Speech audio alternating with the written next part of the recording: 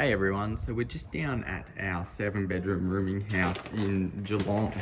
So this is a bit of an update to show where we're at with this project. So as you walk in, first thing you see is that we've got a really wide hallway. The reason it's wide is because that is our disability room. And essentially, if you have a disabled room, you're going to have disabled access to the rest of the house. So to our left, this was our garage. We actually had to pull this garage down. Reason being is that it was actually a carport originally, and they went and filled in the carport. So for us to be able to get it certified, we had to pull it down, we had to do a new slab, and essentially now it is 2 units. So in Geelong, you're allowed to do up to 9 units, and this one is a 7-bedder, purely just because of size. We would have done 9 if we could fit, however 7 has worked out really well. So if we come into unit 1, you can see it's got quite a lot of really kind of cool, quirky sort of features. So you come in, you got your kitchenette over here, and you got your bedroom here. And you've got a big window here, you've got these exposed beams there, and then you've got your ensuite down here. So the thing about Geelong rooming houses versus Southeast Queensland, where we usually do them, is that because you're allowed to have more people, you can have up to 11 people living in here. Usually the rooms are a little bit smaller. If you could have more people in Southeast Queensland, I think we would all probably be trying to do more rooms. However, if you've had a look at a room in Southeast Queensland, it would have usually been a bit larger than this. So this is the second one. So if you just picture, this is a 36 square meter garage. It is now 2 rooms. So you come through this door. It had to have access from the original house. We weren't allowed to have external access. Geelong is a little bit stricter than what we're used to. So it's been really quite interesting to see what they've made us do. Once again, a lot of light, real big windows in this house, exposed beams. This bedroom's a little bit bigger, so you got easily enough room for a big bed. You got your kitchenette over on this wall, and then you have your ensuite. So each room seems to have its own little quirky sort of features.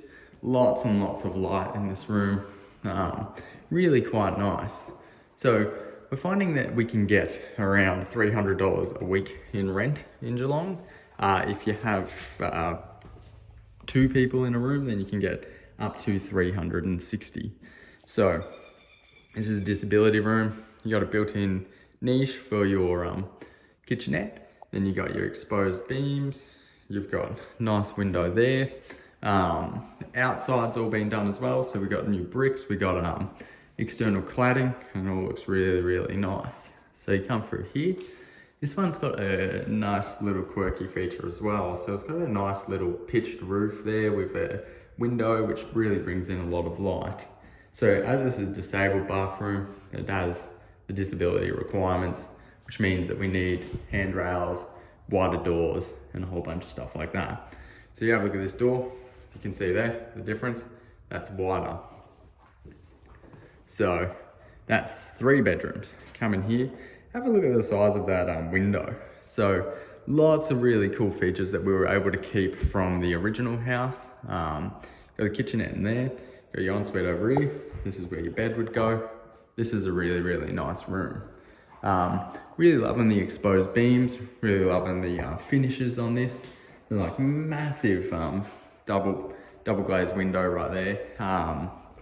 Geelong needs to have stricter requirements than Southeast Queensland when it comes to stuff like energy ratings. So this will be a 7-star energy rating building. So we've come through there. So we've just gone through 4. So this is our wide hallway to accommodate for the wheelchair disability room. And then we come into our common kitchen.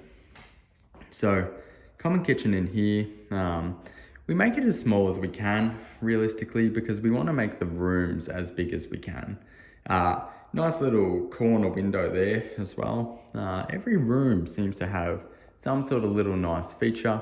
It's done in very, very high quality, which is really good, which means that it's not just a buy a house, chuck a bunch of rooms in and then rent it out for as much as possible. This one is actually very, very nice. It's coming here, we'll have multiple ovens in here. So this is where you could cook like with an oven and stuff like that. You won't be allowed to have an oven in your room, just because that would mean that you're now in a unit. So we have the final bedrooms down here.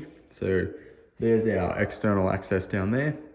And once again, we've got more quirky features like that. So this just goes up like this. Come into here and have a look at that one's roof.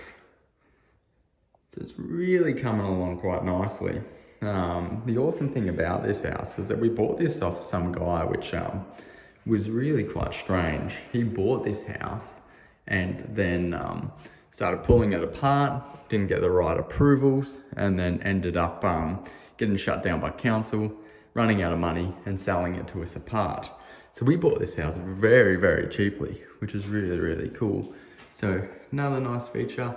Every little bedroom has their own nice little feature. And it's coming along very nicely. So you have a look at that. Gives you a real big sense of space, which is really, really cool. So come through here. This is in the final bedrooms. This one's probably one of the smaller ones of the house.